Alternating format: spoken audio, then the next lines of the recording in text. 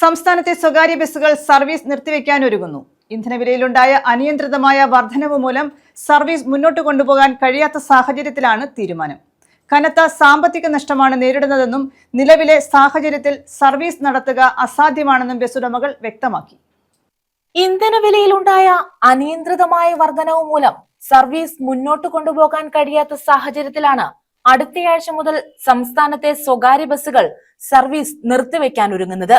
നിത്യേനയുള്ള ഇന്ധനവില വർധനവ് കാരണം കനത്ത സാമ്പത്തിക നഷ്ടമാണ് നേരിടുന്നതെന്നും നിലവിലെ സാഹചര്യത്തിൽ സർവീസ് നടത്തുക അസാധ്യമാണെന്നും ബസ് ഉടമകൾ വ്യക്തമാക്കി.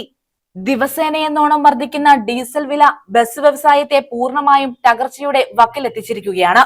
വരുമാനത്തേക്കാൾ കൂടുതൽ തുക ഇന്ധനത്തിനായി മാറ്റിവെക്കേണ്ടി വരുന്നത് വലിയ പ്രതിസന്ധിയാണ് സൃഷ്ടിക്കുന്നത്. ജീവനക്കാരുടെ ശമ്പളം, ബസിന്റെ അറ്റകുറ്റപ്പണികൾ, നികുതി തുടങ്ങിയ ചെലവുകൾ കൂടി വഹിക്കാൻ കഴിയാത്ത തരത്തിലാണ് നിലവിലെ നഷ്ടം. സർക്കാരിന്റെ ഭാഗത്തു നിന്ന് അടിയന്തര ഇടപെടലുകളോ അനുകൂലമായ തീരുമാനങ്ങളോ ഉണ്ടാകാത്ത പക്ഷം സർവീസുകൾ പൂർണ്ണമായി നിർത്തിവെക്കുകയല്ലാതെ മറ്റ് പോംവഴികളില്ലെന്നാണ് ഉടമകളുടെ നിലപാട്.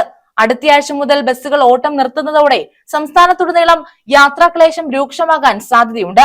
സ്കൂളുകളും ഓഫീസുകളും സാധാരണ നിലയിൽ പ്രവർത്തിക്കുന്ന സമയത്ത് ബസ്സുകൾ നിരത്തിലിറങ്ങാതിരിക്കുന്നത് പൊതുജനങ്ങളെ കനത്ത ദുരിതത്തിലാക്കും. News desk.